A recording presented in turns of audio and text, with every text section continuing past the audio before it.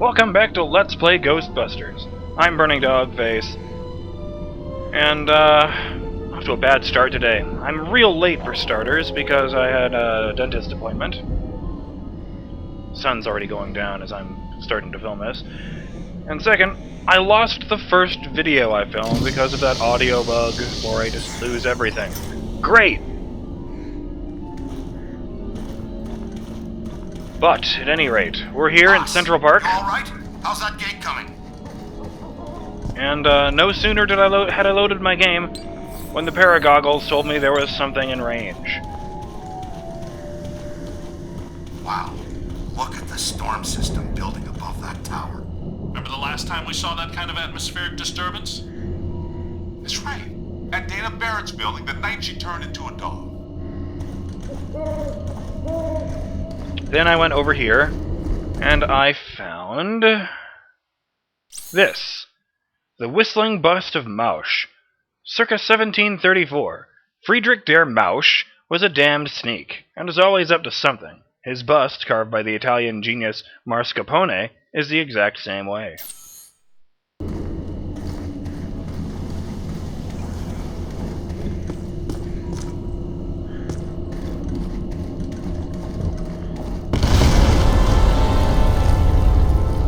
I wanted to get that right, see, because last time I was looking over here when that happened, so at least I got to make up for that mistake.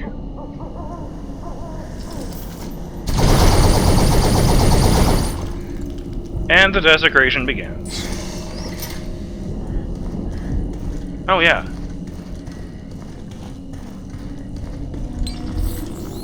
Creepy. Oh, that's right, I also wanted to mention, it was pointed out to me in the comments that Central Park was actually built over swampland originally. So, there's no, this isn't a situation like Poltergeist, where the bodies of the dead are being pushed to the surface by the angry spirits. No, this is, We shut down the mandala. How can all this still be happening? In the Gozerian Codex, it's written that a blood sacrifice and a tremendous amount of spiritual energy are needed to generate the supreme destructor form. A destructor form? Again?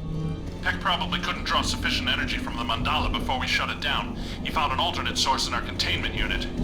The energy of the escaped ghosts from our grid might be enough to produce a cross-dimensional event in itself. Yes, and with Alyssa here, I'm sure her Shandor ancestors aren't far behind.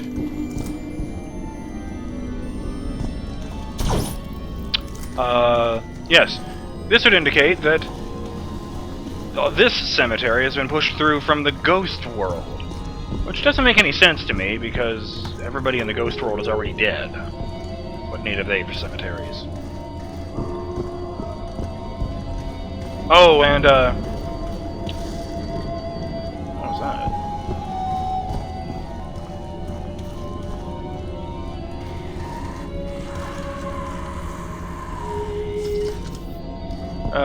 It was pointed out to me as well by Megan House that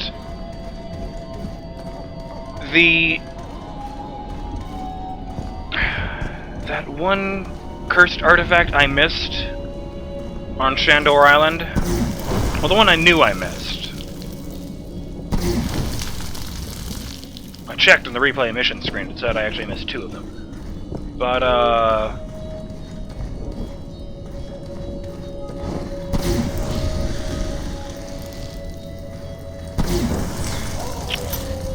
it was a DVD copy of Ghostbusters that had somehow been thrown back in time to 1991.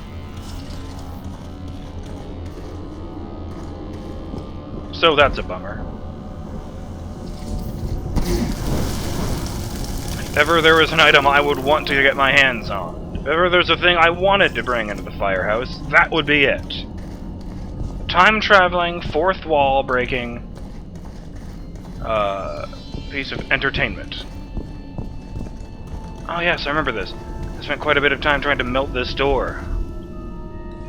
From the other side, anyway. Then I walked around here and realized there was no point to being over here anyway.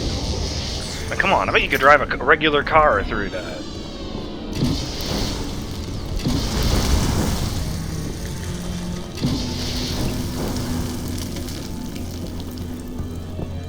This time I spare you. Tell the others what you have seen.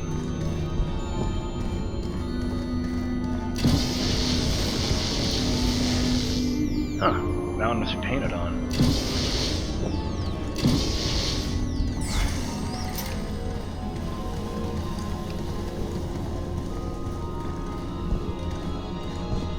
Oh, right. I saw some of those guys, didn't I? Making a really good time. Ooh! Wonder if there's anything hidden back here.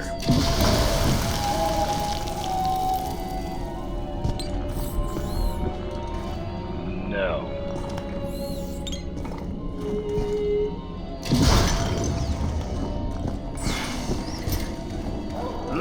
Vandalism.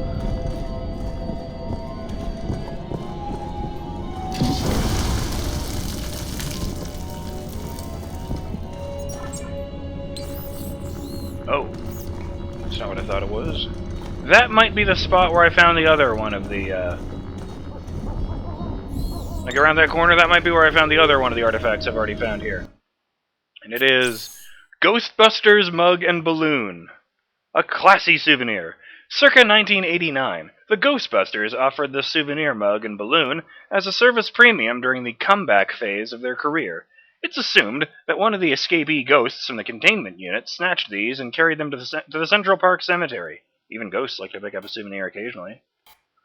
So this is a pretty good reference to the second movie, in that, they did a second bad commercial, like the one from the first movie. This one involved Louis and Janine poorly playing a couple in bed who get spooked by a ghost and call the Ghostbusters to help them. And as part of the spiel at the end,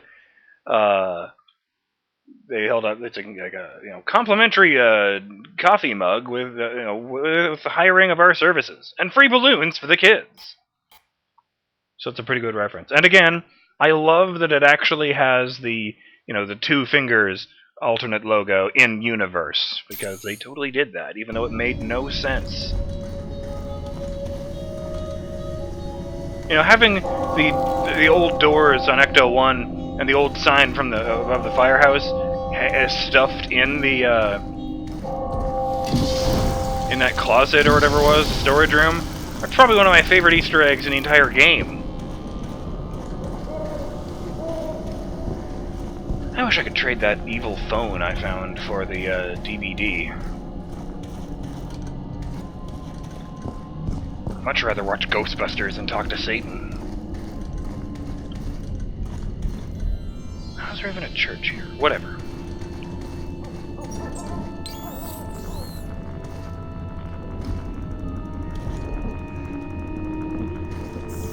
No. Where's this going?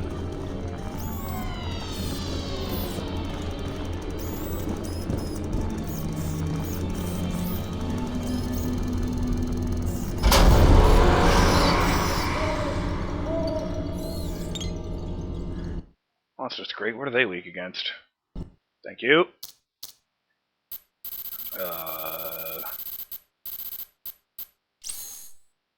Shock Blast, right. I had a feeling they might be coming back. These Class 1 swarmers are drawn strangely but exclusively to skulls, real or imitation. And since they were fake skulls in the museum, well,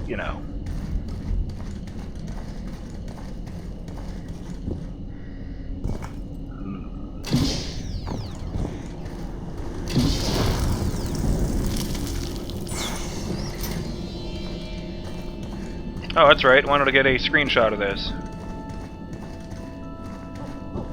Because goddamn is that creepy. No shortage of nice screenshots for this episode. Because clearly heading down in here is the smartest thing to do.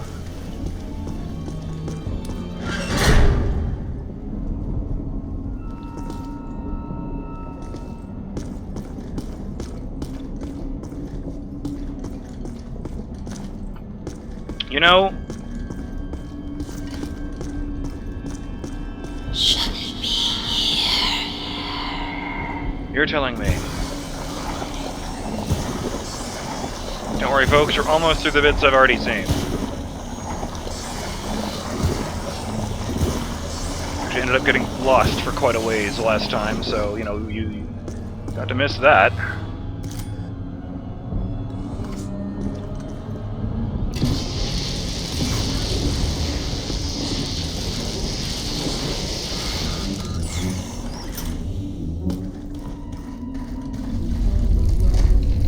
Earthquakes. Great. Could plague, pestilence, and death be far behind? I'd bet on it. Man, that is creepy. Kinda cool, though, in a completely disrespectful way.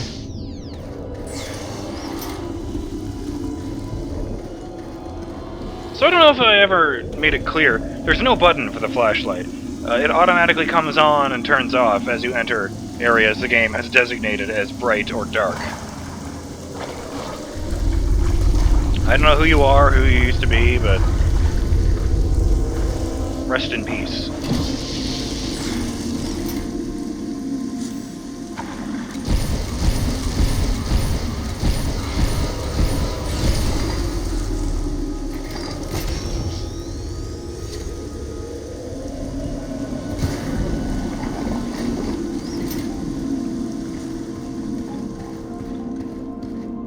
Speed it up there, Tiger. Just trying to get the most light on my back. We don't want to stand here all day. Sorry, guys. Oh! Oh! Oh. Sorry, gentlemen. I thought there would be more lively dead people in there. Yeah, so I saw this one first last time. I wanted to look up and see if it was the same in the other lantern this time.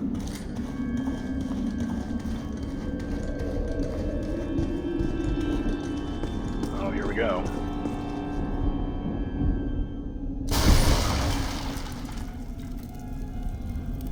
Oops. Sorry, dude. Just better safe than sorry, I feel.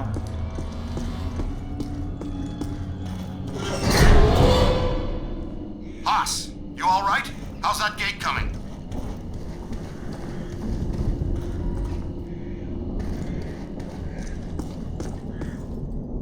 Well, here we are, the gate control I've been busting my ass to get to.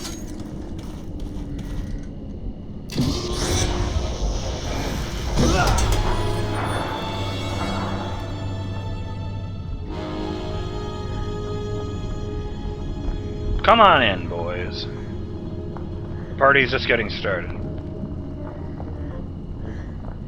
I'll go with the intern. Nobody should wander around alone in this place. I agree. We'll meet you guys a little further on. Dr. Stantz. Wait, he called me an intern. Does that mean this is a temporary assignment? Because I've been really enjoying my time as a Ghostbuster. I've been kind of hoping, you know, thinking that the rookie would go on and have lots of adventures with these guys once the credits ended. I mean, this is basically the end point of the original canon, so I can kind of think whatever I want after this, right? Oh, Christ! Not very happy about us being here. I wasn't startled there, just, kind of thought monsters were popping up in my face. I didn't remember that bit. Tell you what, let's not desecrate these ones. I didn't realize you could walk around those.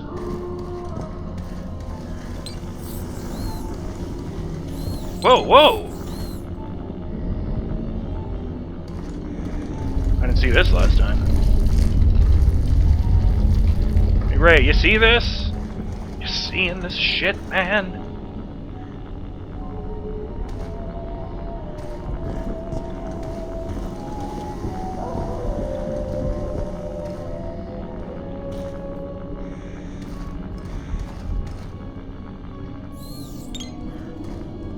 Oh! This is somewhere I've been. Couldn't move there.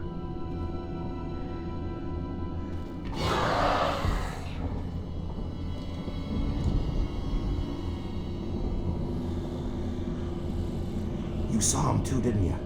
They think they're sneaky. Let's spread out and flank them.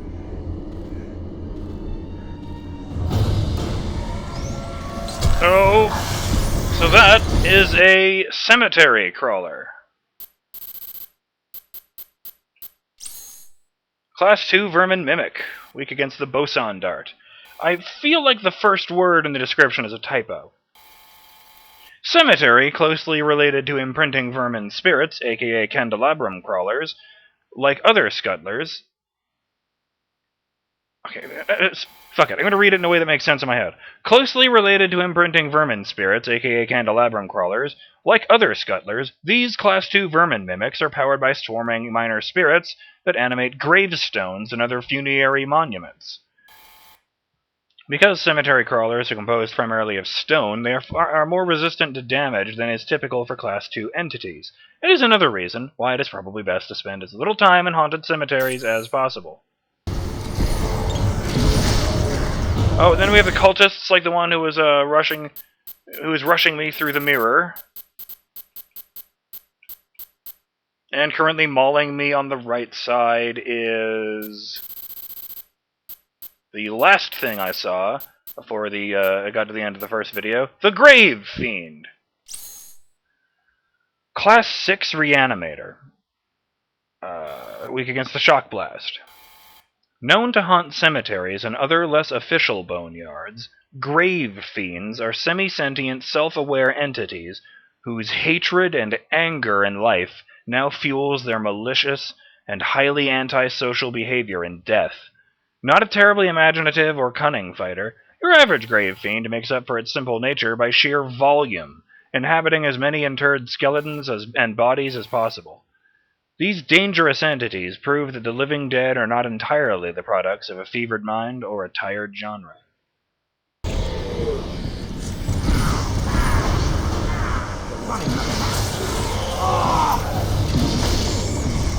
Oh, and the cultists are weak against the Masonic Collider, I remember that. Get behind something. Nope, fuck you. Ray! Man down. What? Oh, fuck. Criminy, that was close. Jeez. We stirred up a hornet's nest, kid. Run! Apply.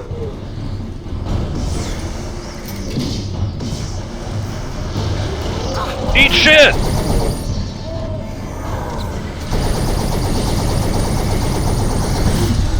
Oops.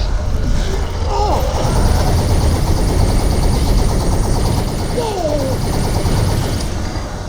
I keep overheating with this thing. Gotta move! Ray, I know you prefer the classics, but it says they're weak against the Mason darts. Collider, sorry. Stand clear! Oh, excuse me. They got me! I got you. Give them a what for! Give me a hand with this. Play it out! Suck it down! One more in the box! Make a hole! Up. Nope.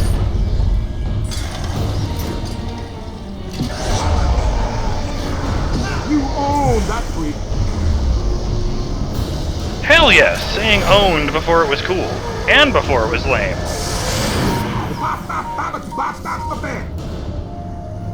Nice beatboxing. Okay, this brings us to the end of the stuff we lost. Is there any time left on the timer? Oh, at least I beat my old time. I believe we are meant to go this way. Ah!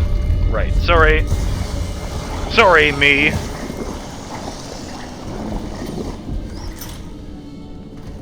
Okay. You know, I just don't see Peck being the evil leader of this secret cult.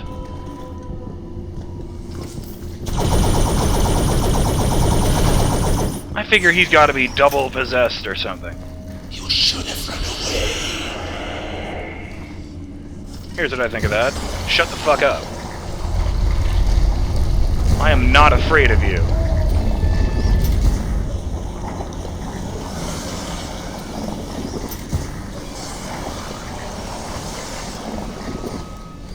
I ain't afraid of no ghost.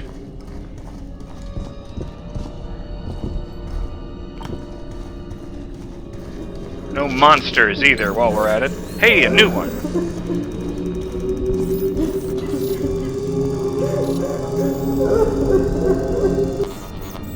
This marble head cries, sobs, and wails. Stone Angel Head, circa 1943. This statue originally resided with many others in a fountain in a quiet piazza near the Ponte Vecchio. Stories have it that during World War II... what? There's a comment. Oh, stories have it that, during World War II, a squad of black shirts was brutalizing a woman and her small children. One of the children fell, his head struck...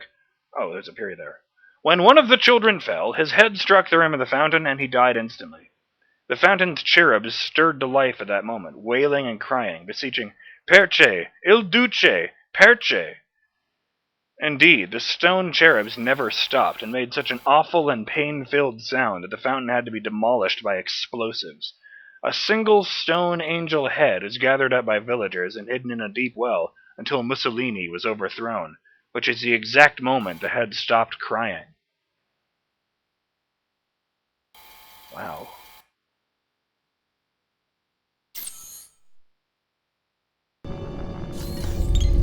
If it's crying again, that must mean that, whatever is coming is at least as bad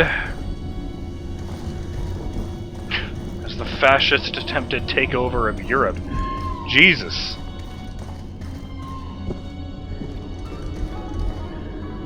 Well then. In that case, on that cheery note, I'm BurningDogFace, and I'll see you on the next episode of Let's Play Ghostbusters, when Ray and I continue making our way through this cemetery in hopes of getting to that tower and putting an end to Walter Peck's plan once and for all. Later!